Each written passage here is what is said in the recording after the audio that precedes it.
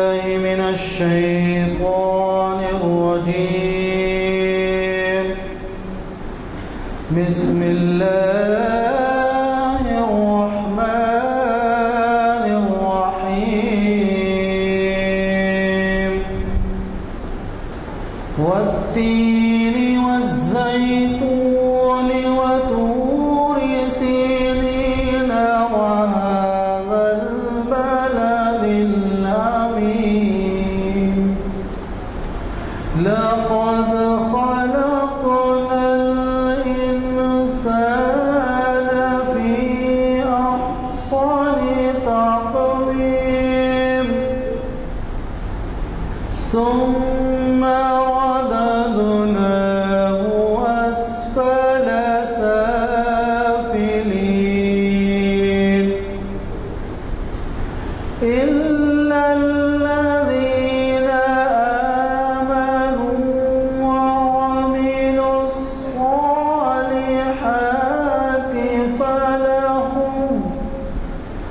فلهم أجر غير ممنون. فما يكذبك بعد بالدين. أليس الله بأحكم الحاكمين. صدق اللہ. جیسے کہ عصر کی دعا کے بعد اعلان کیا جا چکا ہے، آج ہماری شریعت انفارمیشن سروس کی نشست ہے اور یہ جو ہے 542ویں نشست ہے. اسے اسلامک اسٹڈیز اسکالر مولانا سید عبدالرشید صاحب مخاطب کر رہے ہیں اور ان کا دیا ہوا عنوان ہے امام بخاری کی حیات اور خدمات. آج 16 جون 2014 مطابق 17 شعبان 1435 ہجری بروز پیر بعد نماز عصر کانفرنس ہال جامع مسجد عالیہ گن فاؤنڈری میں یہ منعقد ہو رہی ہے نشست، اور اس کا پہلے بھی اعلان کیا جا چکا ہے. آپ سے ایک چیز عرض کر دوں کہ ہم میں سے اکثر حضرات ایسے ہیں جو حضرت امام بخاری کے بارے میں صرف اتنا ہی جانتے ہیں کہ بخاری کی حدیث، اس سے بڑھ کے کچھ جانتے نہیں. اب آپ جب سنیں گے تو آپ کو اندازہ ہوگا کہ ہمارے بزرگان دین سے، اسلاف سے، سمجھیے صحابہ سے، تابعین سے، طبع تابعین سے کس قدر ناواقف ہیں. ایک مثال کے طور پہ آپ کو اندازہ ہوگا کہ حضرت بخاری کے بارے میں آپ جب سنیں گے تو آپ کو اندازہ ہوگا کہ ہم اسلامی تعلیمات سے کتنی دور ہیں. مجھے بڑی خوشی ہے کہ ہمارے مقررین جب تجویز کرتے ہیں تو وہ ایسے پرمغز اور کشش والے عنوانات ہوتے ہیں کہ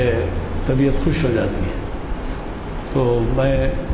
ہمارے آج کے مقرر صاحب سے گزارش کروں گا کہ وہ شہنشین پر تشریف لائیں اور ہمیں مخاطب کریں. اور اس کے بعد صرف ایک اعلان اور کر دیتا ہوں کہ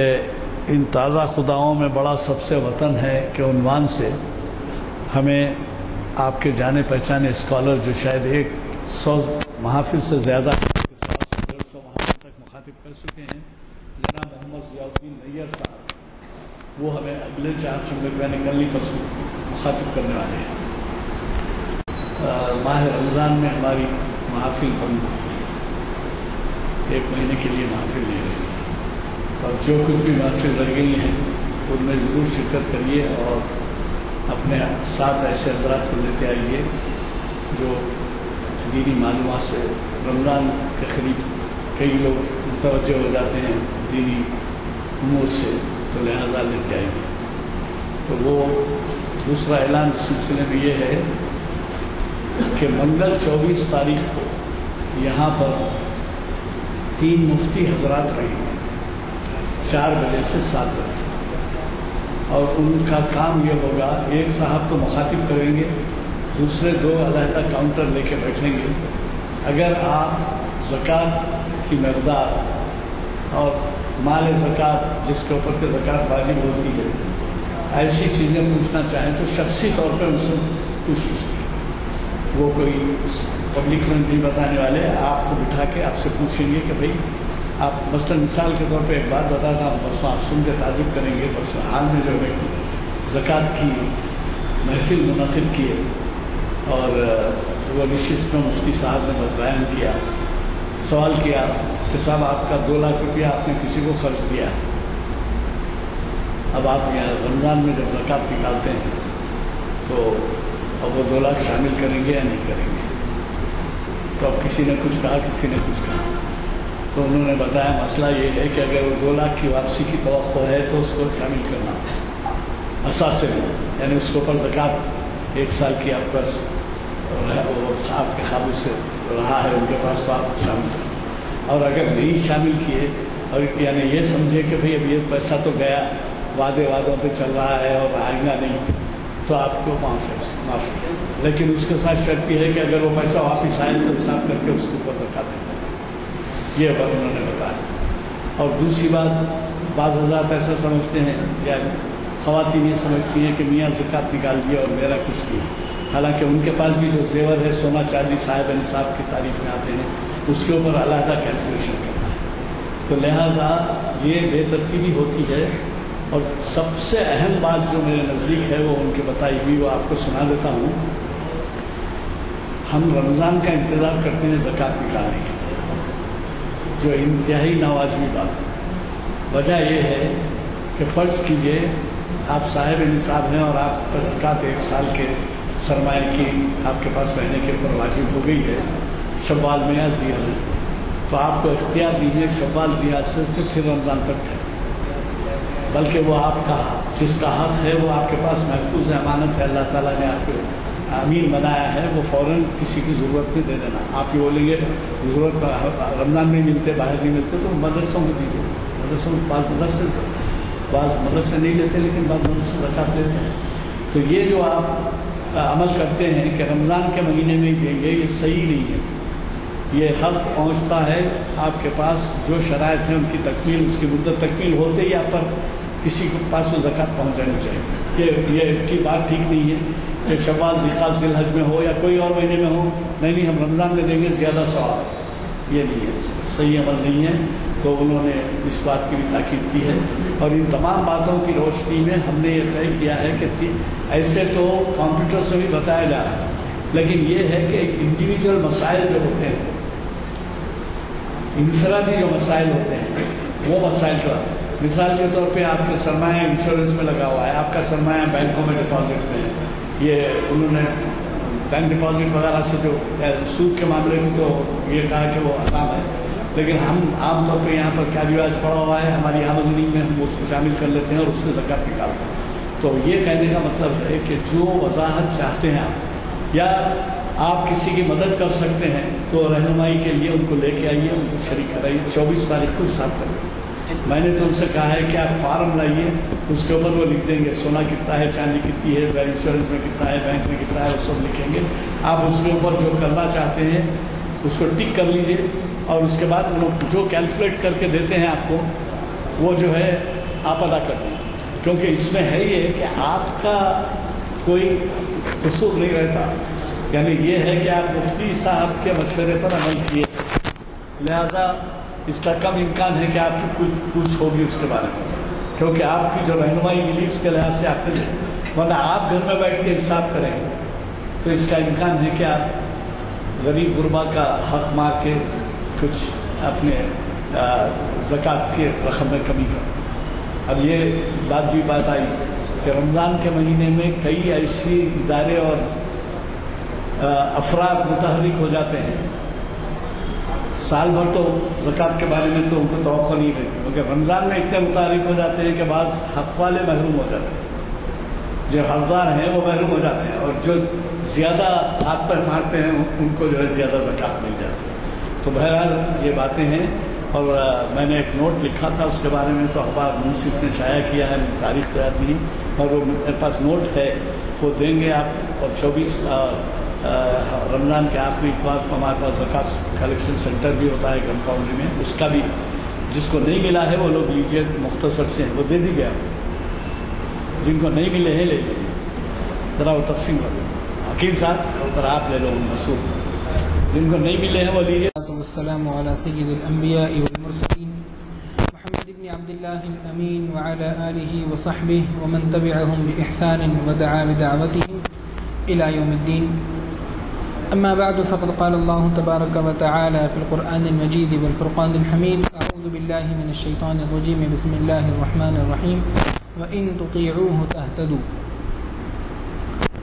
وقال النبي صلى الله عليه وسلم: نضر الله امرأ سمع منا شيئا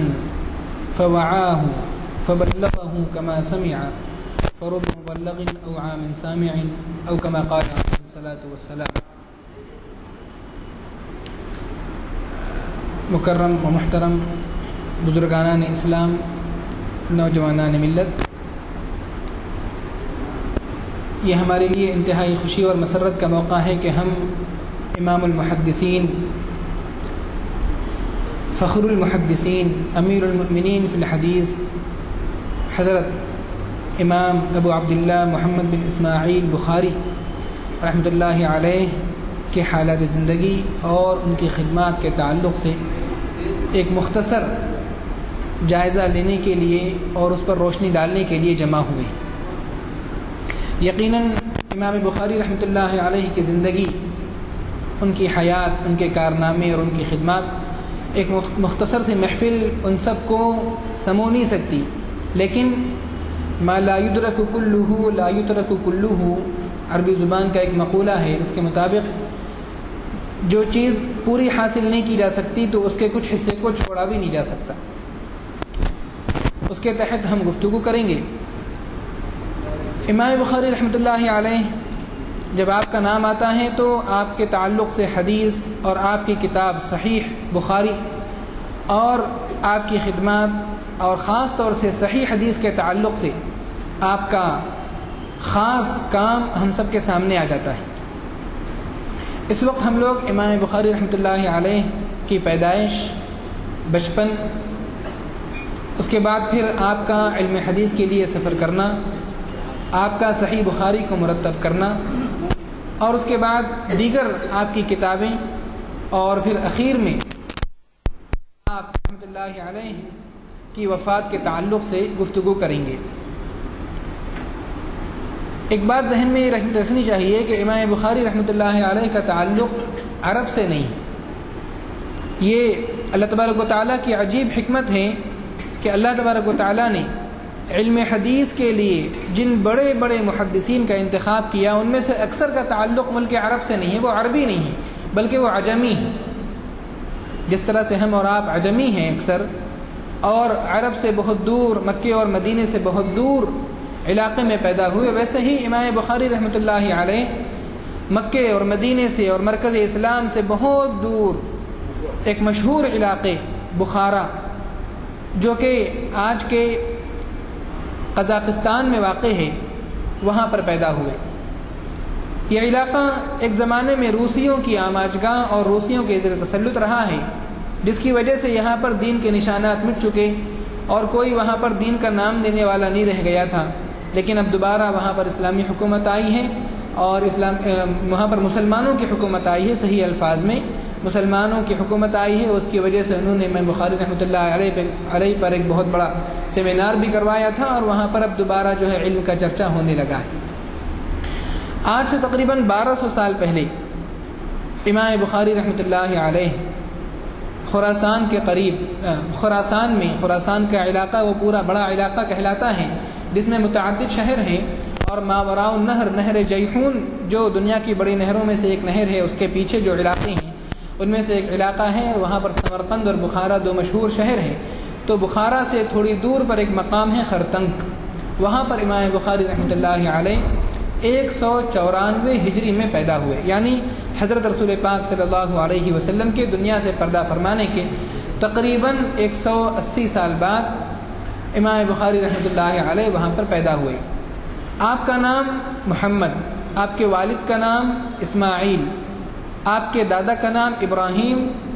اور آپ کے پردادا کا نام مغیرہ اور آپ کے پردادا کے والد کا نام بردزبہ، تو ہم کو اس سے یہ اندازہ ہوتا ہے کہ تقریباً 5ویں پشت پر جا کر کے امام بخاری رحمۃ اللہ علیہ کا خاندان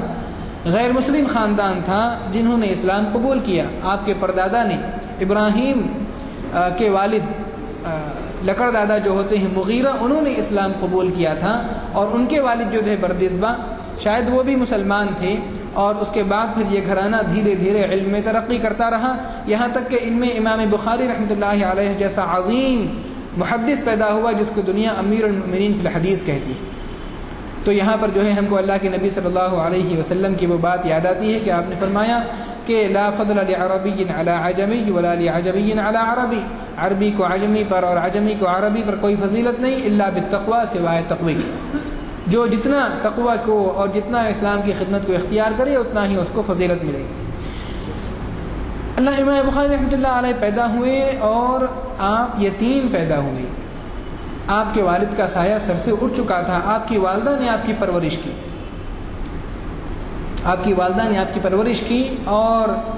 روایات میں آتا ہے، امام حافظ ابن حجر نے لکھا ہے کہ آپ بچپن میں نابینا تھے، اور آپ کی والدہ نے دعا کی کہ اے اللہ میرے بیٹے کو بینائی عطا فرما۔ ان کی دعاؤں کی برکت سے اور ان کی دعاؤں کی کثرت سے ایک مرتبہ انہوں نے حضرت ابراہیم علیہ السلام کو خواب میں دیکھا، تو دیکھا کہ وہ یہ کہہ رہے ہیں کہ اے فلانا، اللہ نے تمہاری دعاؤں کی برکت سے تمہارے بیٹے کی بینائی واپس لوٹا دی۔ اس طرح سے والدہ کی دعا کی وجہ سے امام بخاری رحمۃ اللہ علیہ کی بینائی واپس آئی۔ یہاں پر ہم رک کر کے تھوڑا سا غور کریں کہ والدہ کی تربیت کا، والدہ کی دعاؤں کا بچے کی تربیت میں اور بچے کے مستقبل میں کس قدر اثر پڑتا ہے۔ امام بخاری رحمۃ اللہ علیہ گویا کہ حفظ حدیث کے لیے اور حدیث کی حفاظت کے لیے اور حدیث کی خدمت کے لیے پیدا ہی کیے گئے تھے۔ اس وجہ سے بچپن ہی سے آپ کا تعلق اور آپ کا میلان حدیث کی طرف تھا۔ بچپن میں آپ نے قرآن پاک حفظ کیا، اور اس کے بعد آپ سے بڑے ہونے کے بعد آپ کے ایک شاگرد نے پوچھا کہ حدیث سے آپ کا تعلق کیسے پیدا ہوا؟ تو امام بخاری رحمۃ اللہ علیہ نے کہا کہ حدیث سے میرا تعلق جو پیدا ہوا ہے وہ بالکل بچپن میں الہمت حفظ الحدیث وانا فی الکتاب، میں مکتب میں تھا، میرے اوپر حفظ حدیث کا الہام ہوا، اور اس کے بعد میں نے محدثین کے پاس جانا شروع کر دیا، اور چند ہی دن میں اپنے شہر بخارا میں نے متعدد محدثین سے علم حاصل کیا،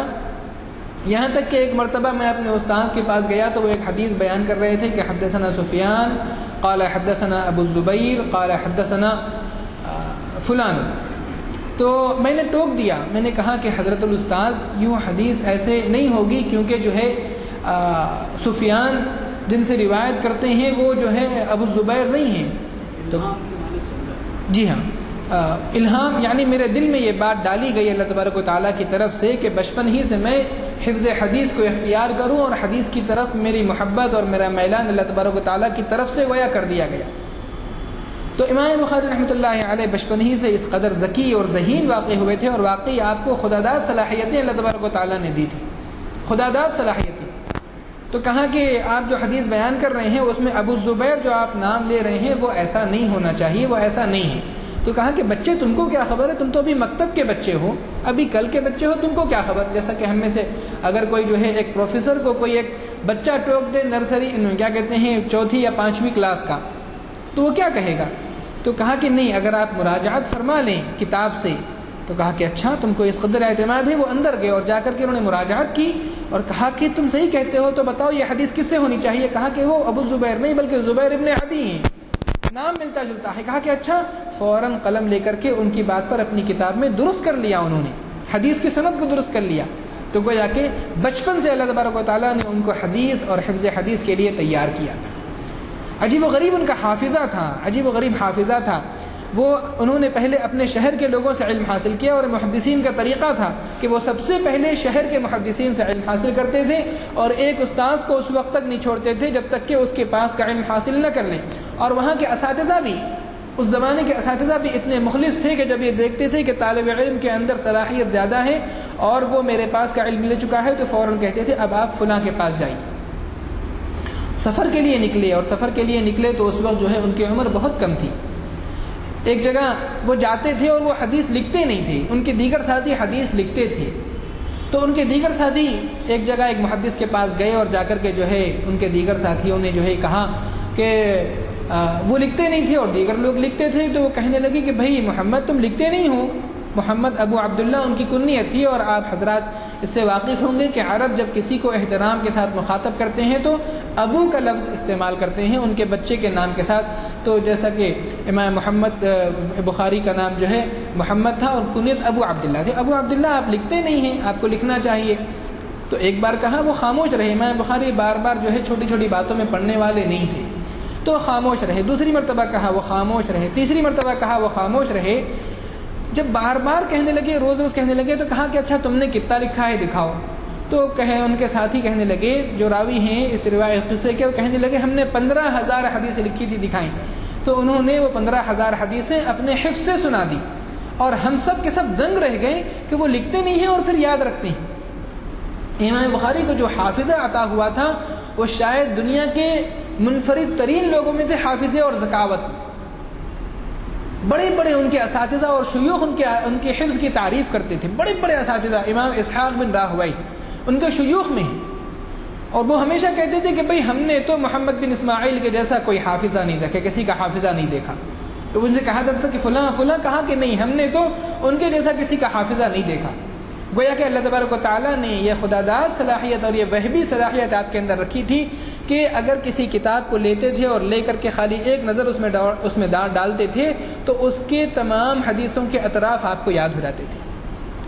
ایک چھوٹا سا واقعہ میں آپ سے عرض کرتا ہوں، اور ہم لوگ اس کو جو ہے تھوڑا سا اس طرح سمجھیں کہ میں آپ سے کہوں کہ بھائی آپ بچپن سے لے کر کے اب تک کتنے اساتذہ سے آپ پڑھے ہیں۔ 10 منٹ میں ممکن ہے کہ ہم لوگ جو ہے ایک 25 نام مشکل سے گنوا سکیں گے کہ کن کن سے ہم نے پڑھا ہے۔ ایک مرتبہ بخاری کہتے ہیں کہ میں نے ایک مرتبہ حضرت انس کے شاگردوں پر نظر دوڑائی تو ایک لمحے میں 300 شاگردوں کے نام میرے ذہن میں آئے۔ ایک لمحے میں 300 شاگردوں کے نام میرے ذہن میں آئے۔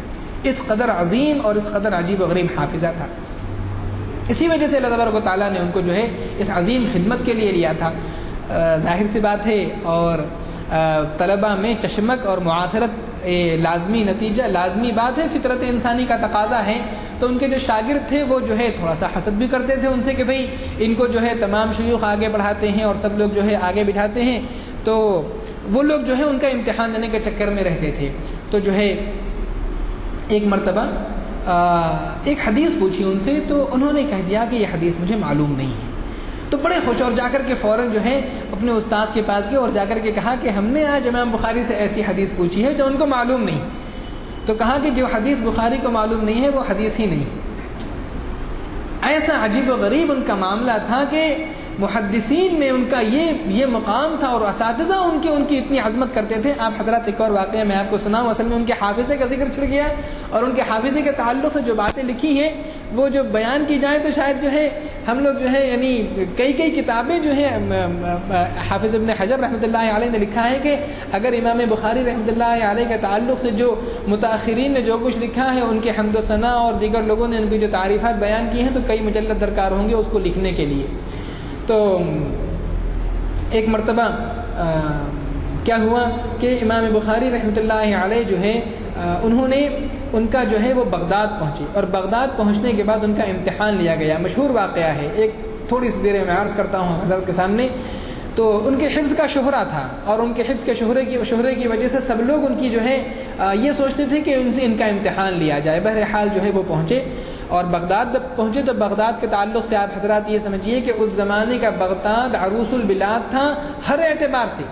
بڑے بڑے محدثین وہاں، امام احمد ابن حنبل جیسا شخص وہاں پر تھا، علی ابن المدینی جیسا عظیم شخص وہاں پر تھا، یحییٰ ابن معین، اور بڑے بڑے محدثین وہاں پر۔ امام بخاری رحمۃ اللہ علیہ بغداد پہنچے، وہاں کے لوگوں کو اطلاع ہوئی تو فوراً جو ہے ان لوگوں نے کہا کہ چلو بخاری آئے ہیں، اور بغداد کوئی چھوٹی موٹی جگہ ہے نہیں، لہذا جو ہے ہم امام بخاری رحمۃ اللہ علیہ کا جو ہے امتحان لیتے ہیں۔ تو ان لوگوں نے ایسی حدیثیں ڈھونڈی جو حدیثیں عام طور سے لوگوں کو معلوم نہیں ہوتی، بڑے بڑے محدثین نے، جیسا کہ کسی یونیورسٹی میں اور جا کر کے جو ہے کسی فن کے ماہرین، بڑے بڑے پروفیسرز اور اسکالرز کو جمع کیا جائے اور وہ فن کی باریک باریک ڈھونڈ کر کے باتیں نکالیں۔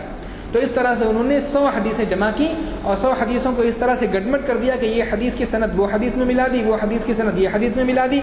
اور جو ہے اس کو آگے کر دیا، اس کو پیچھے کر دیا. اور جب جمع ہوئے تو بہت بڑا یعنی مجمع اکٹھا ہوا اور ان کے سامنے امام بخاری کو بٹھایا گیا کہ یہ خراسان کے مشہور حافظ حدیث بخاری آئے ہیں اور ان کا استقبال کرنا ہے. اور استقبال کیا گیا اور اس کے بعد امتحان لیا گیا. اور بڑے بڑے محدثین جو خود ان میں سے بعض ان سے بھی بڑے رہے ہوں گے امام بخاری سے، انہوں نے امام بخاری رحمۃ اللہ علیہ کے سامنے جو ہے حدیثیں بیان کرنی شروع کی اور 10 حدیثیں بیان کی کہ یہ حدیث یہ حدیث یہ حدیث. تو سند الگ اور حدیث کا متن الگ اور راوی الگ. تو امام بخاری رحمۃ اللہ علیہ نے کہا کہ بھئی آپ نے جو حدیثیں بیان کی ہیں وہ مجھ کو معلوم نہیں ہے. تو ممکن ہے کہ چند لوگوں کے چہرے پر مسکراہٹ دوڑ گئی ہو کہ یہی وہ خراسان کے حافظ حدیث ہیں جن کا اتنا شہرا تھا. اس کے بعد دوسرے شخص آئے اور انہوں نے 10 حدیثیں جو انہوں نے گڈمٹ کر دی تھیں بیان کی. امام بخاری رحمۃ اللہ علیہ نے کہا کہ بھئی مجھ کو یہ بھی یاد نہیں. تیسرے شخص آئے، چوتھے شخص آئے، پانچویں شخص آئے، 10 کے 10 لوگوں نے وہ 100 حدیثیں بیان کر دیں. امام بخاری رحمۃ اللہ علیہ سب سے یہ کہتے رہے کہ بھئی مجھ کو یہ حدیث معلوم نہیں ہے. جب وہ سب پورے ہو چکے تو امام بخاری نے پوچھا کہ بھئی آپ لوگوں میں سے اور کسی کو کچھ پوچھنا ہے؟ کہا کہ نہیں، بس اتنا ہی پوچھنا تھا اور اس میں سے آپ نے کہہ دیا کہ اس میں سے کوئی بھی حدیث آپ کو معلوم نہیں ہے. اس کے بعد وہ پہلے آدمی کی طرف متوجہ ہوئے اور کہا کہ آپ نے پہلی حدیث یوں بیان کی تھی اور وہ حدیث جو ہے وہ یوں نہیں ہے بلکہ یوں ہے. اور اس طرح سے آپ نے ان کی 10 حدیثیں ان کو غلط سنائی. غلط سنانے کے بعد وہ 10 حدیثیں ان کو صحیح کر کے سنائی اور اسی ترتیب سے سنائی جس ترتیب سے انہوں نے بیان کی تھی. اس کے بعد دوسرے کی طرف متوجہ ہوئے، تیسرے کی طرف متوجہ ہوئے اور سب کی حدیثیں جس نے جیسی حدیث سنائی تھی پہلے وہ سنائی. اس کے بعد اس کو صحیح کر کے سنایا اور جس ترتیب سے اس نے سنایا تھا اسی ترتیب سے سنایا. تو اس طرح سے 100 کی 100 حدیثیں سنا دی. تو سب نے مل کر کے امام بخاری رحمۃ اللہ علیہ کو امیر المومنین فی الحدیث کا لقب دیا. راوی کہتے ہیں کہ اس میں تعجب کی بات یہ نہیں ہے کہ امام بخاری رحمۃ اللہ علیہ نے صحیح حدیثیں سنا دی. تعجب کی بات یہ ہے کہ پہلے انہوں نے غلط حدیثیں سنائی جو کہ ایک ہی مرتبہ انہوں نے سنی تھی اور صحیح حدیثیں تو ان کو پہلے سے یاد تھی. امام بخاری رحمۃ اللہ علیہ کے اسی حافظے کی وجہ سے ان کو اللہ تبارک و تعالیٰ نے اتنا اونچا مقام عطا کیا کہ ان کو ایک ایسے کام کے لیے منتخب کیا جو کام گویا کہ جو ہے انہوں نے نئے ایک کام کی حدیث کے فن میں داغ بیل ڈالی. امام بخاری رحمۃ اللہ علیہ خود فرماتے ہیں اپنے بارے میں کہ مجھ کو 1 لاکھ صحیح حدیثیں یاد ہیں اور 2 لاکھ غیر صحیح حدیثیں یاد ہیں. میں غیر صحیح کا لفظ استعمال کر رہا ہوں، موضوع یا ضعیف کا نہیں. تو 1 لاکھ مجھ کو صحیح حدیثیں یاد ہیں اور 2 لاکھ غیر صحیح حدیثیں یاد ہیں. امام بخاری رحمۃ اللہ علیہ انہوں نے ایک مرتبہ وہ اپنے استاذ اسحاق بن راہویہ اسحاق بن ابراہیم کے پاس تھے. تو اسحاق بن ابراہیم نے ایک بات کہی. وہ کیا بات کہی؟ انہوں نے کہا کہ بھئی اس وقت کتابیں بہت لکھی جا چکی ہیں لیکن کوئی ایسی کتاب نہیں ہے جس کتاب میں صرف صحیح حدیثیں جمع کی گئی ہوں. اگر کوئی نوجوان اس کے لیے کھڑا ہو جائے کہ کسی کتاب میں صرف صحیح حدیثیں بیان کرے تو یہ بڑا اچھا کام ہو جائے گا. میں ان کے اس مقولے کا پس منظر بیان کرتا ہوں. پس منظر کیا ہے؟ آپ حضرات یہ غور فرمائیں کہ امام بخاری رحمۃ اللہ علیہ کی پیدائش جیسا کہ بیان کیا گیا کہ 194 ہجری ہے. 194 ہجری مطلب یہ عبداللہ ابن مبارک اور جو ہے سفیان ثوری اور جو ہے شعبہ ابن حجاج اور اسی طرح سے ان لوگوں کا زمانہ، بلکہ ان کے بعد کا زمانہ ہے. ان لوگوں کا انتقال ہو چکا ہے اور حدیث کی تدوین شروع ہو چکی ہے. حدیث کی تدوین شروع ہو چکی ہے اور حدیث کی کئی کتابیں لکھی جا چکی ہیں. آپ کے بخاری کو مدون کرنے سے پہلے اس میں خاص طور سے جامع معمر ابن راشد بہت مشہور کتاب ہے اور اسی طرح سے عبداللہ ابن مبارک کی کتاب الزہد بڑی مشہور کتاب ہے اور اسی طرح سے معافی ابن زکریہ کی کتاب، اسی طرح سے جو ہیں وکیع ابن الجراح امام شافعی کے استاذ ان کی کتابیں، ابو داؤد طیالسی کی کتابیں، ان لوگوں کی کتابیں لکھی جانی شروع ہو چکی تھیں اور کئی کتابیں تحریر ہو چکی تھیں. بلکہ تدوین حدیث کے پر جب آپ لوگ جو ہے کوئی لیکچر سنیں گے تو اس میں سنیں گے کہ کتنی کتابیں اس سے پہلے لکھی جا چکی تھیں. جیسا کہ ایک مشہور کتاب ہے مصنف ابن ابی شیبہ اور اسی طرح سے ایک مشہور کتاب ہے اس سے پہلے کی مصنف عبد الرزاق. تو مصنف عبد الرزاق ہیں اور مسند طیالسی ہے اور اسی طرح سے مسند عبد ابن حمید ہیں. ان کتابوں میں صحیح حدیث بھی ہے، حسن حدیث بھی ہے، صحیح لغیرہ بھی ہے، صحیح لذاتہ بھی ہے، ضعیف بھی ہے اور بعض حدیثیں اس میں جو ہے موضوع بھی ہیں، بعض حدیثیں اس میں جو ہے موقوف بھی ہیں۔ موقوف مطلب وہ حدیثیں جو صحابہ تک پہنچتی ہیں اور صحابہ کا اپنا قول ہے اور ان کی اپنی اہمیت ہے، صحابی کا اپنا قول، صحابی کا اپنا فعل، اس کی اپنی اہمیت ہے۔ تو اس طرح سے ان کتابوں میں گویا کہ آپ یہ کہیے کہ ہر طرح کی حدیثیں موجود ہیں، خالص صحیح حدیثیں نہیں۔ تو امام بخاری رحمۃ اللہ علیہ نے جب اپنے استاذ کی یہ بات سنی کہ بھئی کوئی صحیح حدیثوں پر مشتمل کوئی مجموعہ نہیں ہے، کوئی مجموعہ اگر ایسا لکھ دیا جائے تو بہت اچھا ہو، تو امام بخاری رحمۃ اللہ علیہ کے دل میں یہ بات بیٹھ گئی اور انہوں نے اس پر جو ہے کمر ہمت باندھ لی، اور اس کے لیے انہوں نے ارادہ کیا کہ میں ایسی کتاب لکھوں گا جس میں صرف صحیح حدیثیں ہوں گی۔ اور انہوں نے ایک کتاب لکھی، اور وہ کتاب ہمارے اور آپ کی آنکھوں کا سرما ہے، اور اس کتاب کا نام ہم سب یہ جانتے ہیں کہ اس کتاب کا نام صحیح البخاری ہے یا الجامع الصحیح للبخاری ہے۔ اس کتاب امام بخاری کا جب بھی نام آتا ہے تو ان کی کتاب کا نام ساتھ ساتھ آتا ہے، اس لیے اس کتاب پر نظر ڈالنا ضروری ہے۔ اس کتاب کا نام، اس کتاب کو کتنے دنوں میں انہوں نے لکھا، یہ کتاب انہوں نے 16 سال میں لکھی۔ امام بخاری رحمۃ اللہ علیہ نے اپنی کتاب 16 سال میں لکھی ہے، اور انہوں نے یہ کتاب لکھنی شروع کی مدینہ منورہ میں، اور فرماتے ہیں کہ میں نے یہ کتاب میں ہر حدیث لکھی ہے تو اس کے لیے پہلے نہایا ہوں، اور نہانے کے بعد میں نے جو ہے 2 رکعت نماز پڑھی ہے۔ نماز پڑھنے کے بعد اللہ تعالیٰ سے استخارہ کیا ہے کہ اے اللہ میں یہ حدیث اپنی کتاب میں لکھوں یا نہ لکھوں، اور اس کے بعد انہوں نے وہ حدیث اللہ تبارک و تعالیٰ سے استخارہ کرنے کے بعد اس حدیث کو اپنی کتاب میں درج کیا ہے۔ اس طرح سے انہوں نے یہ عظیم کتاب جو ہے تحریر کی۔ اس کتاب میں تقریباً 7560 سے زیادہ حدیثیں ہیں، تقریباً 7562 حدیثیں ہیں۔ ایک اور جو ہے گنتی کے مطابق اس میں 7275 حدیثیں ہیں۔ بہرحال بعض لوگ ایک حدیث کو 2 بار گن لیتے ہیں، بعض لوگ ایک حدیث کو جو ہے ایک ہی بار گنتے ہیں، تو اس طرح سے یہ فرق پڑا ہے۔ یہ حدیثیں جو میں نے آپ حضرات کو تعداد بتائی، یہ حدیثیں مکرر کے ساتھ ہیں، یعنی اس میں کئی ایک حدیث 2 بار آ گئی ہے، 3 بار آ گئی ہے، جیسا کہ بخاری کی سب سے پہلی حدیث ہے انما الاعمال بالنیات، تو یہ حدیث خود بخاری شریف میں کئی بار آئی ہے۔ تو اس طرح سے حدیث کا یہ مجموعہ مکرر احادیث کے ساتھ 7000 7500 سے زیادہ حدیثوں پر مشتمل ہے، اور اگر زائد حدیثوں کو نکال دیا جائے تو اس میں تقریباً 2000 سے کچھ اوپر حدیثیں بچتی ہیں۔ اس کتاب کی اہمیت یہ ہے کہ اس کے تعلق سے یہ بات کہی جاتی ہے کہ اصح الکتب بعد کتاب اللہ الجامع الصحیح للبخاری، کہ کتاب اللہ کے بعد قرآن کریم کے بعد سب سے زیادہ صحیح کتاب اگر ہے تو وہ امام بخاری کی کتاب صحیح البخاری ہے۔ کتاب اللہ اتنی اہم کتاب ہے کیونکہ انہوں نے اس میں جو سند اختیار کی ہے وہ سند کے راوی انتہائی اعلیٰ درجے کے راوی، ان میں سے ہر راوی، اور ہر راوی نے جو حدیثیں لی ہیں وہ حدیث، اور ہر راوی نے جس استاد سے لیا ہے وہ استاد، وہ تمام کے تمام شروط کے اعتبار سے اعلیٰ درجے کے راوی ہیں۔ اس وجہ سے اس کتاب کا رتبہ بہت اونچا ہے۔ امام بخاری رحمۃ اللہ علیہ نے جیسا کہ عرض کیا گیا کہ یہ کتاب 16 سال میں لکھی، اور اس میں 7560 سے کچھ زیادہ حدیثیں ہیں،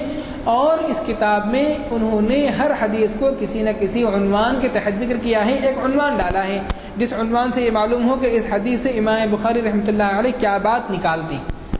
اس کو کہتے ہیں کہ یہ ترجمۃ الباب ہے، ترجمہ کہتے ہیں یعنی ہیڈنگ، کوئی بھی بات جو کہ امام بخاری رحمۃ اللہ علیہ نے کسی بھی حدیث سے مسئلہ نکالنے کے لیے لکھی ہے۔ اس وجہ سے امام بخاری رحمۃ اللہ علیہ کی حدیثوں کی بھی اہمیت ہے، اور انہوں نے جو ہیڈنگز ڈالی ہیں اس کی بھی بڑی اہمیت ہے، کیونکہ امام بخاری رحمۃ اللہ علیہ بعض حدیثوں سے ایسی بات نکالتے ہیں جو کہ ظاہری اعتبار سے غور کرنے سے سمجھ میں نہیں آتی۔ بہرحال امام بخاری رحمۃ اللہ علیہ نے یہ کتاب لکھی، اور اس کتاب کو بہت زیادہ مقبولیت حاصل ہوئی، اور یہ کتاب جو لکھی گئی ہے وہ جو ہے اللہ کے نبی صلی اللہ علیہ وسلم کے تقریباً جو ہے 200 سال کے بعد، جیسا کہ میں نے عرض کیا گیا، یہ کتاب لکھی گئی۔ امام بخاری رحمۃ اللہ علیہ نے صرف یہی ایک کتاب نہیں لکھی، بلکہ اس کے ساتھ امام بخاری رحمۃ اللہ علیہ نے تقریباً 20 سے زیادہ کتابیں اور لکھی ہیں، اور ان میں سے ہر کتاب اپنی اہمیت اور اپنی وسعت اور اپنی دقت اور باریکی کے اعتبار سے بہت ہی ممتاز ہے۔ جیسا کہ ان کی ایک کتاب کا نام ہے التاریخ الکبیر۔ التاریخ الکبیر یہ کون سی کتاب ہے؟ آپ حضرات جانتے ہیں کہ حدیث کو بیان کرنے کے لیے سند کی ضرورت پڑتی ہے، اور سند نام ہے راویوں کے سلسلے کا، راویوں کی چین کا، جو کہ کتاب کے لکھنے والے سے یا حدیث کے بیان کرنے والے سے رسول اللہ صلی اللہ علیہ وسلم تک پہنچتی، کہ ہر کڑی دوسری کڑی سے ملی ہوئی۔ اب ان میں سے جو راوی ہوتے ہیں وہ راوی، بعض راوی جو ہیں اعلیٰ درجے کے ہوتے ہیں، بعض راوی جو ہیں اعلیٰ درجے کے نہیں ہوتے، جیسا کہ بعض راوی تھوڑا سا ان میں غفلت ہوتی ہے، مثال کے طور پر وہ درس میں بیٹھے اور درس میں بیٹھتے وقت وہ تھوڑا سا غافل ہو گئے، کسی سے بات کرنے لگے، توجہ سے استاد کی بات نہیں سنی، یا یہ کہ جو ہے درس میں بیٹھے تو جو ہے ان کو اونگ آ گئی یا نیند آ گئی، جس کی وجہ سے انہوں نے حدیث نہیں سنی۔ تو اس طرح سے امام بخاری رحمۃ اللہ علیہ انہوں نے راویوں کے سارے حالات جمع کر دیے ہیں، اور بہت بڑی تعداد میں، ہزاروں کی تعداد میں اپنی کتاب التاریخ الکبیر میں انہوں نے راویوں کے حالات جمع کیے ہیں۔ اور یہ ان کی ایک کتاب نہیں ہے، بلکہ التاریخ الکبیر کے ساتھ ان کی ایک اور کتاب ہے التاریخ الاوسط، جو اس سے چھوٹی، اور ایک اور کتاب ہے التاریخ الصغیر، وہ اس سے بھی چھوٹی۔ ان کتابوں میں امام بخاری رحمۃ اللہ علیہ نے راویوں کے حالات جمع کیے، اور راویوں کے حالات جمع کرنے میں انہوں نے ذرہ برابر بھی جانبداری کا اور ذرہ برابر بھی پارشیالٹی کا یا کسی کا ساتھ دینے کا خیال نہیں کیا۔ اس کا اندازہ آپ اس سے لگائیں کہ انہوں نے اپنی کتاب میں اپنے والد کا تذکرہ کیا۔ ہم میں سے میں ہوں، آپ ہیں،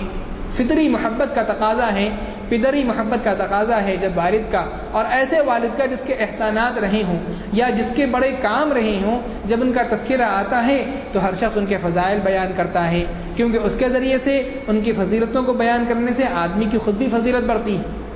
تو امام بخاری رحمۃ اللہ علیہ ان کے والد کا شمار بھی بڑے محدثین میں تھا، اور انہوں نے بڑے محدثین سے علم حاصل کیا تھا۔ امام بخاری رحمۃ اللہ علیہ جب اپنے والد کا تذکرہ کرتے ہیں تو خالی ایک لائن میں کرتے ہیں، خالی ایک لائن۔ یہ ان کا انصاف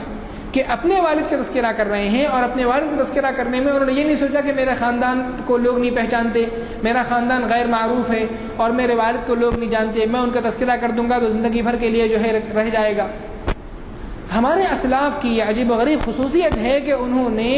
حدیث کو پہنچانے میں، دین کو پہنچانے میں کسی بھی قسم کی جانبداری کا اور کسی بھی قسم کی جو ہے دوسروں کا خیال کرنے کا بالکل بھی خیال نہیں کیا۔ اس کی ایک مثال یہ ہے کہ انہوں نے اپنے والد کا تذکرہ کیا اور کہا کہ اسماعیل بن ابراہیم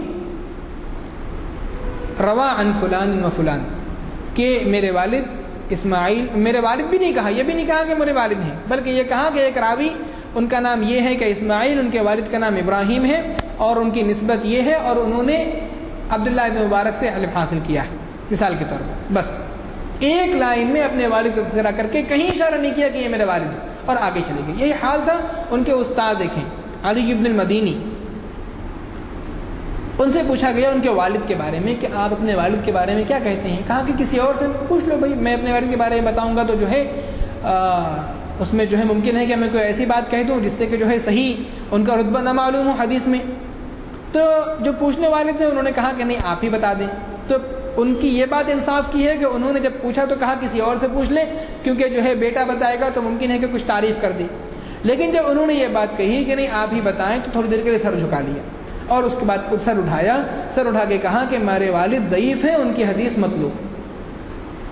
یہ ان کا کردار تھا اپنے والدین اور اپنے بہنوئی کے بارے میں، داماد کے بارے میں، بیٹوں کے بارے میں، بھائیوں کے بارے میں، وہ کسی کے سلسلے میں بھی ذرہ برابر خوشامد اور چاپلوسی کو گوارا نہیں کرتے تھے۔ اس وجہ سے یہ عظیم ذخیرہ ہم تک پہنچا ہے، اور اس میں ذرہ برابر بھی شک کا اور ذرہ برابر بھی کسی چیز کا امکان نہیں ہے۔ امام بخاری رحمۃ اللہ علیہ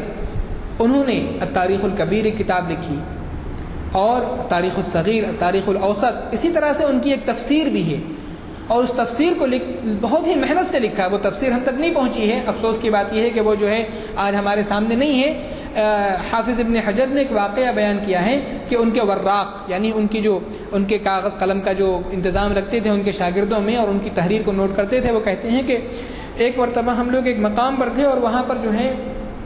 امام بخاری رحمۃ اللہ علیہ تفسیر لکھ رہے تھے۔ تفسیر لکھی تو بہت زیادہ اس دن تھک گئے تخریج میں، کہ یہ کتاب دیکھنا، وہ کتاب دیکھنا، اس میں سے نکالنا حدیث، بہت زیادہ تھک گئے تو تھوڑی دیر کے لیے لیٹ گئے۔ جب وہ لیٹے اور امام بخاری رحمۃ اللہ علیہ بہت کم آرام کرنے والے تھے، بہت کم آرام کرنے والے تھے۔ تو جب وہ لیٹ گئے تو میں نے ان سے ایک بات پوچھی، کہا کہ جو ہے بڑے یہ کہتے ہیں کہ ان کا کوئی بھی کام جو ہے فائدے سے خالی نہیں ہوتا، تو اس وقت آپ نے آرام فرمایا، تو خالی آپ کا مقصد آرام ہی کرنا ہے تھکن کی وجہ سے، یا اس میں کچھ اور بھی مقصد ہے؟ تو انہوں نے کہا کہ میں جو ہے ایک ایسی جگہ پر ہوں جہاں پر کہ دشمن قریب ہے، تو میں نے اپنے اس آرام میں 2 نیتیں کر لی ہیں۔ ایک تو یہ کہ میں اس کے ذریعے سے مجھ کو حدیث جو ہے وہ حاصل کرنا ہے، حدیث کے لیے تر و تازہ ہونا ہے، اور ایک اور بات اس میں یہ ہے کہ دشمن قریب ہے، اگر کسی وقت جو ہے ان کا حملہ ہو جائے اگر کسی وقت، تو میں ان کے مقابلے کے لیے بالکل تر و تازہ رہوں، اس کی بھی نیت ہے میری۔ تو اس طرح سے میرا یا اس وقت لیٹنا بھی کسی طرح سے 2 فائدوں سے یا ایک بڑے فائدے سے خالی نہیں ہے۔ امام بخاری رحمۃ اللہ علیہ جہاں پر یہ تذکرہ آیا ہے تو میں آپ کو یہ بتاتا چلوں کہ امام بخاری رحمۃ اللہ علیہ طالب علم اور حدیث اور کتابوں کے آدمی نہیں تھے، بلکہ وہ شہسوار بھی تھے، اور وہ بہت بڑے تیر انداز بھی تھے۔ ان کے ایک شاگرد کہتے ہیں کہ ہم لوگ امام بخاری رحمۃ اللہ علیہ کے ساتھ نکلتے تیر اندازی کے لیے، اور تیر اندازی کرتے، بہت کم ایسا ہوتا کہ امام بخاری کا کوئی تیر نشانے پر نہ لگے۔ ان کا جو تیر مارتے تھے وہ بالکل نشانے پر لگنے والا ہوتا تھا۔ وہ اچھے شہسوار تھے، بہترین شہسوار تھے۔ ایک مرتبہ وہ لوگ نکلے اور تیر اندازی کرنے لگے تو وہاں پر ایک پل تھا، ایسا نشانہ باندھ کر کے مارا کہ پل کی رسی کی گھیٹی میں جا کر کے تیر لگا اور وہ رسی ٹوٹ گئی۔ تو کہا کہ نہیں چلو اب نقصان ہو گیا، اور فوراً جب سب لوگ چلنے لگے تو اپنے ایک شاگرد کو بلایا اور جا کر کے کہا کہ یہ پل والے سے کہو کہ ہم نے اس کا نقصان کر دیا ہے، یا تو یہ کہ وہ جو ہے ہم کو اجازت دے ہم اس کے پل کی یہ رسی جوڑ دیں، اور دوسرا یہ ہے کہ وہ ہم سے جرمانہ لے لیں اور ہم کو جو ہے معاف کر دے تاکہ قیامت میں ہم سے مطالبہ نہ ہو۔ امام بخاری کا بڑا شہرہ تھا،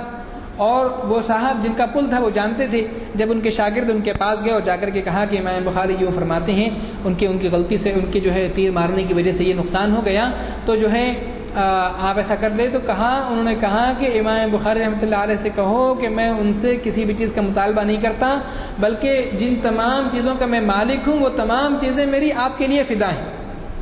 کیونکہ وہ مرتبہ جانتے تھے امام بخاری رحمۃ اللہ علیہ کا۔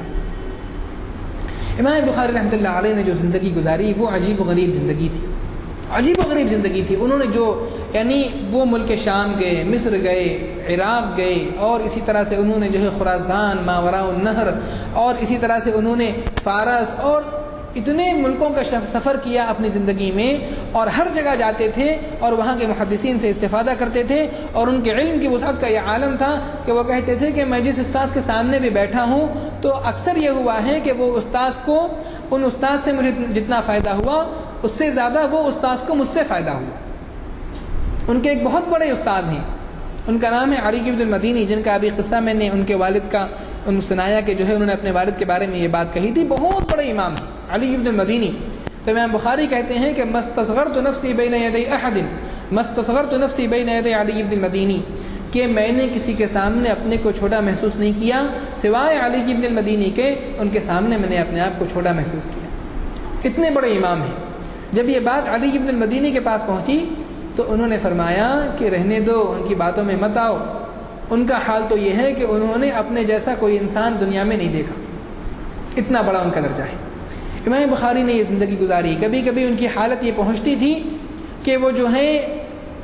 کھانے کو کھانا نہیں ہوتا تھا، پینے کو پانی نہیں ہوتا تھا، 3 دن ایسے گزرتے تھے کہ کھانے کے لیے کچھ نہیں ہوتا تھا۔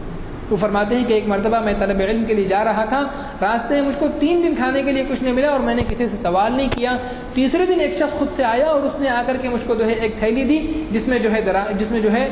بہت بڑی اس میں دینار تھی۔ خود ان کا حال یہ ہے کہ انہوں نے اپنے والد سے بہت بڑی جاگیر ورثے میں پائی تھی، بڑے صاحب جائیداد آدمی تھے، ہزاروں کا روپیہ ان کے پاس تھا۔ انہوں نے کیا کیا کہ میں کہاں اس جھنجٹ میں پڑوں، انہوں نے ایک آدمی سے معاہدہ کیا کہ بھائی تم جو ہے اس میں کاروبار کرو۔ تو وہ کاروبار کرنے لگے، کاروبار کرتے کرتے انہوں نے ایک مرتبہ 25,000 کا نقصان دکھا دیا، بلکہ 25,000 کسی کو قرضے میں دے دیے۔ لوگوں نے کہا کہ بھئی اتنا بڑا انہوں نے آپ کو دھوکہ دیا ہے، آپ جو ہے گورنر کے پاس جائیے، گورنر آپ کو جانتے ہیں، آپ کی عظمت کرتے ہیں، آپ ایک خط ان سے لے کر کے جائیں گے تو سارا مسئلہ حل ہو جائے گا۔ کہا کہ نہیں، اگر میں گورنر کے پاس گیا تو کل کو وہ مجھ پر دباؤ ڈال سکتا ہے کسی بھی حدیث یا فتوے کے سلسلے میں،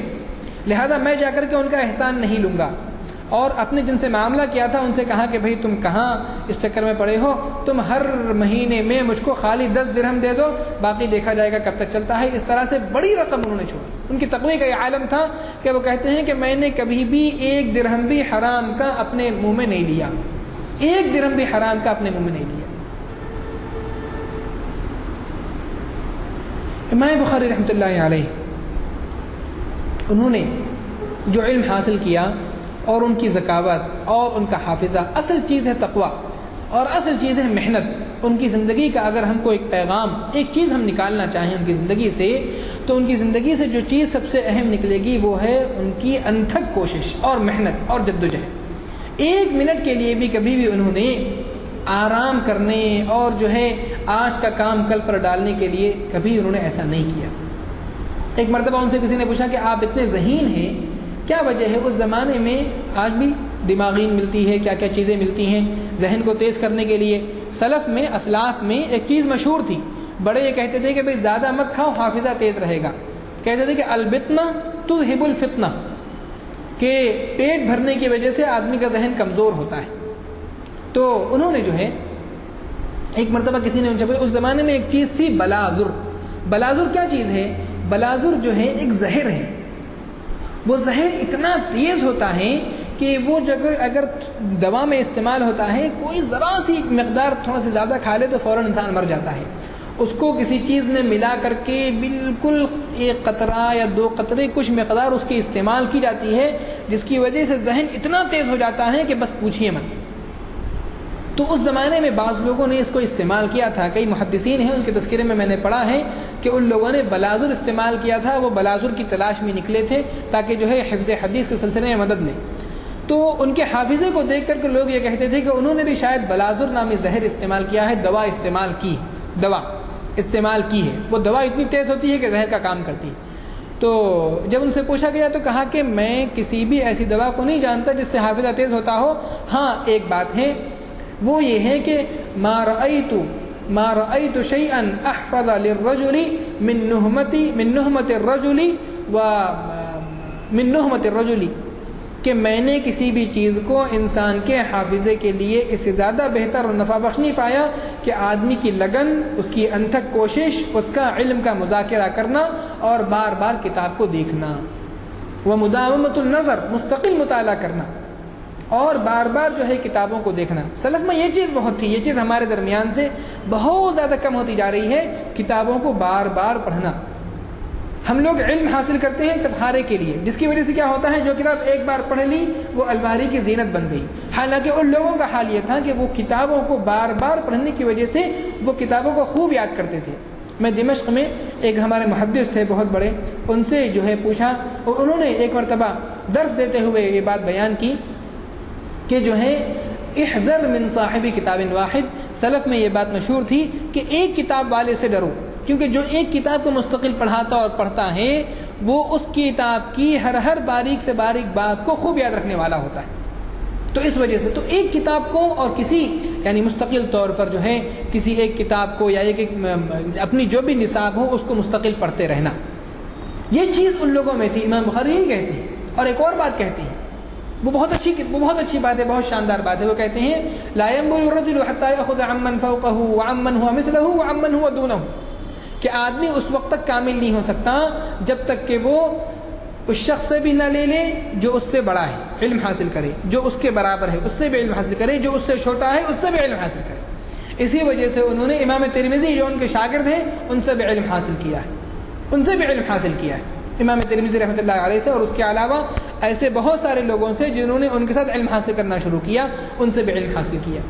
امام بخاری رحمۃ اللہ علیہ کی یہ زندگی جو کہ جو ہے حدیث کے لیے اور حدیث کی محنت کے لیے اور حدیث کی طلب کے لیے تھی، اس چیز نے ان کو امام الدنیا اور امام امیر المؤمنین فی الحدیث بنایا، اور اس طرح سے انہوں نے زندگی گزاری۔ اخیر دور میں وہ گئے اور جا کر کے اپنے علاقے میں انہوں نے جو ہے وہاں پر پہنچے، وہاں پر پہنچنے کے بعد ان کا انتقال ہوا۔ ان کے انتقال کا عجیب و غریب واقعہ ہے۔ ان کا انتقال جو ہوا وہ 256 ہجری میں ہوا، 194 میں ان کی پیدائش ہوئی اور 256 میں ان کا انتقال ہوا۔ اور جب ان کا انتقال کا عجیب و غریب واقعہ ہے، اصل میں بڑے بڑے علماء کے ساتھ اور بڑے بڑے کئی لوگوں کے ساتھ ایسی چیزیں پیش آتی ہیں جس کی وجہ سے ایسا محسوس ہوتا ہے کہ جو ہے یعنی انسان حاسدوں سے اور انسان بعض ایسے لوگوں سے یعنی دور وہ نہیں ہوتا جس کی وجہ سے جو ہے کچھ نہ کچھ لوگ اس کے پیچھے لگے رہتے ہیں۔ بہرحال اس میں بھی اس کی آزمائش ہے کہ وہ اختلاف کو کتنا برداشت کرنے والا ہوتا ہے، اختلاف کو، اور اپنے دشمنوں کے ساتھ کیسا سلوک کرتا ہے۔ اس میں یہ بات بھی پوشیدہ ہے۔ وہ پہنچے، اور جب وہ پہنچے اپنے ملک سمرقند پہنچے، تو سمرقند پہنچنے پر تقریباً سارا شہر ان کے استقبال کے لیے نکلا، لیکن اس زمانے میں ایک مسئلہ مشہور تھا خلق قرآن کا، جو کہ اس وقت نہیں ہے، اور اس زمانے میں بہت زیادہ مشہور تھا، جس کی وجہ سے بڑا فتنہ ہوا، اور امام احمد ابن حنبل اور جو ہے دیگر بڑے بڑے علماء اس کے لیے ستائے گئے، اور اس سلسلے میں امام بخاری رحمۃ اللہ علیہ نے صحیح مسلک اختیار کیا کہ جو اللہ تبارک و تعالیٰ کا کلام ہے اور جو قرآن پاک ہے یہ اللہ کی صفت ہے، اور اللہ تبارک و تعالیٰ لازوال ہیں، ہمیشہ سے ہمیشہ رہیں گے، اور اللہ کی تمام صفات بھی ہمیشہ سے اور ہمیشہ رہیں گی۔ بہرحال انہوں نے وہ بات کہی جو کہ قرآن کی اور سنت کے مطابق تھی، لیکن ان لوگوں نے اس کا جو ہے غلط مفہوم لے کر کے بہت سارے لوگوں کو ان کے خلاف جو ہے لگا دیا، جس کی وجہ سے پورے شہر میں ان کے خلاف جو ہے ایک مسئلہ، ایک عجیب و غریب فضا بن گئی، جس کی وجہ سے ان کو شہر چھوڑنا پڑا، اور شہر چھوڑنے کے بعد وہ جو ہے دوسرے شہر گئے، تو معلوم ہوا کہ وہاں پر یہ فتنہ ان سے پہلے پہنچ چکا ہے، اور لوگ ان کے عقیدے کے بارے میں کچھ عجیب و غریب بات میں پڑ گئے۔ جب یہ بات پہنچی وہاں پر انہوں نے یہ دیکھا کہ یہ بات یہاں پر بھی پہنچ چکی ہے، تو انہوں نے شہروں کو چھوڑ کر کے ایک گاؤں کا رخ کیا، اور وہ گاؤں میں پہنچے، اور گاؤں میں پہنچنے کے بعد جو ہے وہاں پر انہوں نے رمضان کا مہینہ تھا، انہوں نے دعا کی، اے اللہ زمین اپنی وسعت کے باوجود میرے اوپر تنگ ہو چکی ہے، لہذا آپ مجھ کو اٹھا لیجئے۔ ایک مہینہ بھی نہیں گزرا تھا کہ ان کا جو ہے انتقال ہو گیا رحمہ اللہ رحمۃ واسعہ، اور وہیں پر خرطنگ کے مقام میں اپنے ننیحال میں وہ دفن ہوئے، اور وہیں پر ان کی جو ہے قبر ہے، اور جو ہے امام بخاری رحمۃ اللہ علیہ ان کا تو انتقال ہو گیا، لیکن انہوں نے جو اپنی خدمات چھوڑی وہ آج تک ہمارے سامنے اور رہتی دنیا تک رہیں گی، کیونکہ اللہ تبارک و تعالیٰ نے ایک وعدہ کیا ہے، انا نحن نزلنا الذکر وانا له لحافظون، ہم نے اس قرآن کو نازل کیا ہے اور ہم ہی اس کی حفاظت کرنے والے ہیں۔ تمام محدثین اور مفسرین یہ بات بیان کرتے ہیں کہ قرآن کی حفاظت میں حدیث کی حفاظت شامل، اللہ تعالیٰ نے، کیونکہ حدیث قرآن پاک کو مکمل کرنے والی اور قرآن پاک کی تفسیر بیان کرنے والی، اور قرآن پاک میں جو بات پورے طور پر نہیں بیان ہوئی ہے اس کی وضاحت کرنے والی ہے، لہذا حدیث بھی قیامت تک محفوظ رہے گی، اور حدیث شریف میں سب سے اہم کتاب امام بخاری رحمۃ اللہ علیہ کی ہے، اور وہ صحیح البخاری ہے، اور وہ بھی جو ہے انشاءاللہ قیامت تک رہے گی، اور اسی طرح سے ساری حدیث کی کتابیں، کیونکہ حدیث جیسا کہ خود امام بخاری رحمۃ اللہ علیہ فرماتے ہیں کہ حدیث مجھ کو 1 لاکھ صحیح حدیثیں یاد ہیں اور 2 لاکھ غیر صحیح حدیثیں یاد ہیں، تو حدیث صحیح حدیث صرف بخاری شریف صرف صحیح البخاری میں نہیں ہے، بلکہ حدیث کی دیگر کتابوں میں بھی ہے، جن میں ایک اہم نام امام مسلم کی صحیح کا ہے، امام مسلم کی صحیح کتاب، اور اسی طرح سے صحاح ستہ یا کتب ستہ جو ہمارے دیار میں جس کو صحاح ستہ کہتے ہیں، اور اسی طرح سے امام احمد ابن حنبل کی کتاب اور دیگر کتابیں۔ تو ہم کو یہاں پر ایک بات عام طور سے ایک بات جو چلی ہوئی ہے کہ بھئی یعنی پرسوں ایک صاحب نے فون کیا مجھ کو اور کہا کہ جو ہے یہ کتاب اگر بخاری اور مسلم میں ہو تو اچھا ہے،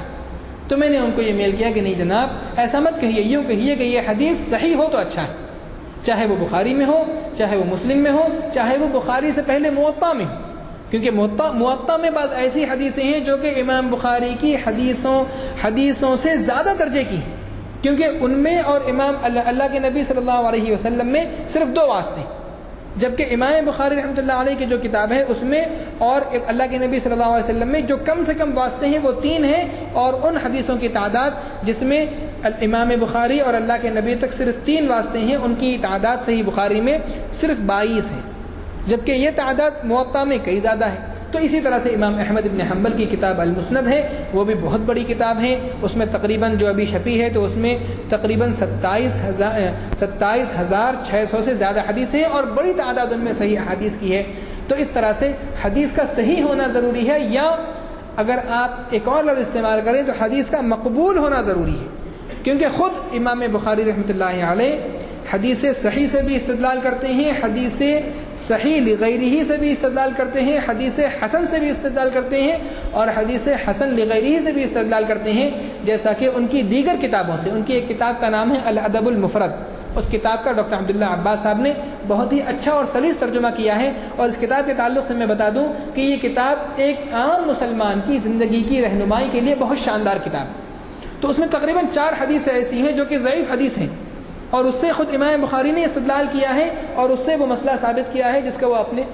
عنوان میں بیان کرتے ہیں. اسی طرح سے ان کا ایک چھوٹا سا رسالہ ہے جزء القراءۃ خلف الامام اور جزء رفع الیدین فی الصلاۃ کہ رفع یدین کے تعلق سے ایک رسالہ ہے اور قراءۃ خلف الامام کے تعلق سے ایک رسالہ ہے. اس میں بھی انہوں نے صحیح احادیث کے ساتھ ضعیف احادیث کو ہی بیان کیا ہے. تو بہرحال یہ ایک الگ موضوع ہے، لیکن امام بخاری رحمۃ اللہ علیہ نے جو عظیم ذخیرہ چھوڑا ہے وہ ایک بہت بڑا ذخیرہ ہے جو ہمارے سامنے ہے، اور ہم کو اس سے استفادہ کرنا چاہیے. اور اس تعلق سے ہم کو سب سے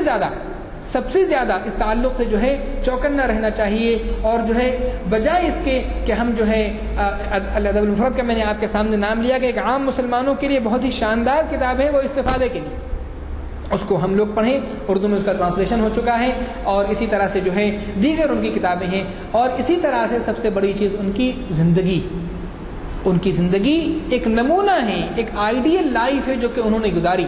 پوری زندگی انہوں نے شادی نہیں کی. آپ جانتے ہیں کہ انہوں نے کیونکہ تاکہ ساری زندگی وہ حدیث پاک کی خدمت کریں. بہت سارے ایسے علماء ہیں شادی کرنا سنت ہے، لیکن حدیث پاک کی خدمت کے لیے جیسا کہ میں نے آپ کے سامنے عرض کیا کہ ان کی زندگی انہماک اور لگن کا ایک نام ہے اور ایک پیغام ہے. اسی طرح سے ان کے وہ شاگرد، امام بخاری کا ایک کارنامہ ان کی کتابیں ہیں اور دوسرا کارنامہ ان کے شاگرد ہیں. ان کے شاگردوں میں اگر آپ دیکھیں تو سب سے بڑا نام امام مسلم رحمۃ اللہ علیہ، امام ترمذی رحمۃ اللہ علیہ، ابن خزیمہ جن کی صحیح ابن خزیمہ بہت مشہور کتاب ہے، اسی طرح سے ابو یعلا، اسی طرح سے بزار، اسی طرح سے جو ہے دیگر بڑے بڑے محدث ان کے شاگردوں میں. اور اسی طرح سے بلکہ ان کے بعض اساتذہ یہ کہتے ہیں کہ جب وہ پہنچتے تھے تو کہتے تھے کہ بھئی تم بتاؤ کہ ہم کو کون سی حدیث بیان کرنی ہے. تو بہرحال امام بخاری رحمۃ اللہ علیہ نے زندگی گزاری، اور زندگی ہم لوگوں کے لیے نمونے کے طور پر گزاری، جس کی وجہ سے خود ان کی زندگی میں ان کو بہت ساری بشارتیں ملیں. اور جو ہے ان کے ایک محدث ہیں، وہ کہتے ہیں کہ میں نے اللہ کے نبی صلی اللہ علیہ وسلم کو دیکھا خواب میں، وہ جا رہے تھے. ابن حجر نے یہ واقعہ فتح الباری جو بخاری کی شرح ہے اس میں لکھا ہے، اس کے مقدمے میں، کہ جو ہے وہ جا رہے تھے اور امام بخاری ان کے پیچھے تھے. جہاں پر اللہ کے نبی قدم مبارک رکھتے تھے وہیں پر امام بخاری قدم مبارک رکھتے تھے. ایک اور مرتبہ خود امام بخاری نے خواب دیکھا کہ میں اللہ کے نبی صلی اللہ علیہ وسلم کو پنکھا کر رہا ہوں جس کی وجہ سے مکھیوں کو ہٹا رہا ہوں. جب انہوں نے تعبیر پوچھی تو ان کے استاذ نے کہا کہ تم اللہ کے نبی کی حدیثوں سے غلط حدیثوں کو دور کرو گے. تو انہوں نے جو ہے صحیح بخاری لکھی. تو اس طرح سے جو ہے انہوں نے کتابیں لکھی، اور اس طرح سے جو ہے انہوں نے جو ہے ہمارے لیے ذخیرہ چھوڑا. اللہ تعالیٰ ہم کو ایک کام کرنا چاہیے. میں نے بہت سارے بڑے بڑے علماء کو دیکھا ہے کہ وہ لوگ یہ کام کرتے ہیں کہ روزانہ اپنا تھوڑا سا وقت نکالتے ہیں، نکال کر کے اس میں تھوڑا سا وقت ان محدثین، ان مفسرین، ان علماء کے لیے دعا کرتے ہیں جن لوگوں نے ہم کو فائدہ پہنچایا. یقیناً انہوں نے اپنے عظیم علمی ورثے کے ذریعے سے اور اپنے شاگردوں کے ذریعے سے اور اپنی کتابوں کے ذریعے سے اور اپنی آئیڈیل لائف کے ذریعے سے اور اللہ کے نبی صلی اللہ علیہ وسلم کی سنت کی اتباع کے ذریعے سے ہم پر بہت بڑا احسان کیا ہے. اس وجہ سے کم از کم وہ اس کے مستحق ہیں کہ ہم ان کے لیے دعا کریں اور ان کے لیے جو ہے ہم جو ہے ان کے لیے جو ہے ایصال ثواب کریں، اور اس طرح سے ہم ان کی زندگی کو آئیڈیل اور نمونہ بنائیں. اسی پر جو ہے میں اپنی بات ختم کرتا ہوں. وآخر دعوانا ان الحمدللہ رب العالمین. دعا کریں. مولا سید الانبیاء والمرسلین محمد ابن عبداللہ الامین وعلی آلہ وصحبہ اجمعین. اے اللہ ہمارے گناہوں کو معاف فرما، خطایا سے درگزر فرما، ہمارے اس بیٹھنے کو قبول فرما. اے اللہ جس عظیم امام کا اے اللہ یہاں پر تذکرہ ہوا ہے، اور اللہ ان کی جس عظیم کتاب کا یہاں پر تذکرہ ہوا ہے، اے اللہ اس امام کو ہماری طرف سے اور ہم سب مسلمانوں کی طرف سے اے اللہ وہ بہتر سے بہتر بدلہ عطا فرمائیے. جو آپ کسی خدمت کرنے والے کو اور حدیث نبوی کی خدمت کرنے والے کو بہتر سے بہتر بدلہ عطا فرماتے ہیں، اے اللہ ان کی قبر کو نور سے منور فرمائیے، ان کو اعلیٰ علیین میں اور فردوس اعلیٰ میں جگہ عطا فرمائیے. اے اللہ ہم سب کو اس بات کی توفیق عطا فرمائیے کہ ہم سنت نبوی کی خوب اتباع کریں اور سنت نبوی پر چلنے والے بنیں. اے اللہ ہم سب میں اتحاد اور اتفاق پیدا فرمائیے۔ اے اللہ امت میں اللہ جوڑ پیدا فرمائیے۔ اے اللہ اسلاف کے جو طریقہ تھا، اے اللہ اسلاف کا جو علمی نہج تھا، اے اللہ ان کے جو اتباع تھا، جو اتباع نبوی تھا، اے اللہ اس کو جو ہے ساری امت میں پیدا فرمائیے۔ آمین۔ وآخر دعوانا ان الحمد للہ رب العالمین۔